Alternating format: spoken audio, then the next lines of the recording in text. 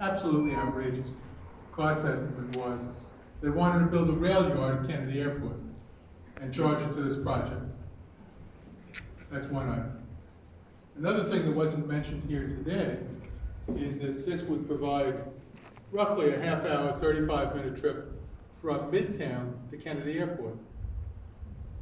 It would also provide a similar trip to the Aqueduct race, what do they call it, Racino. And if it becomes a full-fledged gambling center, it would provide a half-hour trip from Midtown. Those are a couple of things. Another thing is, this does not have to run, although it could connect with the subway, it could run on the Long Island Railroad tracks for a while and then switch to the subway tracks before it goes into Manhattan.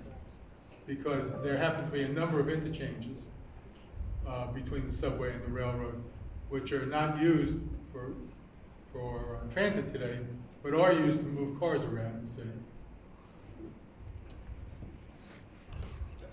Yeah, I think that's a really good point to touch on. That this would help a lot of people reach JFK Airport a lot faster and the aqueduct Racino. And so, creating that kind of access is really integral. There's one problem with the sharing of Long Island Railroad and subway tracks is that per I think FRA regulations, conventional rail, which is what is the Long Island Railroad, and heavy rail, which is the subway, they can't run next to each other and they can't share tracks. So there are a lot of good ideas that could come out of this project.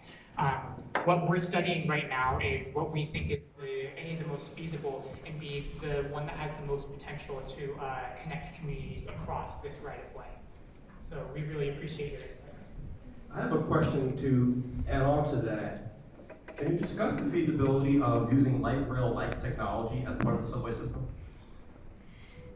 Well, again, light rail has sort of the same regulatory restrictions around it. The reason why they chose light rail for the Interborough Express project that you might be familiar with is because it would be allowed to run right next to the conventional rail. That's a specific thing about light rail that makes it really good for that instance. What we have here is really two ends of the subway system that are not connected, and there's an abandoned branch in between them. We're proposing to reactivate that branch so that we can get that connectivity again. Question over.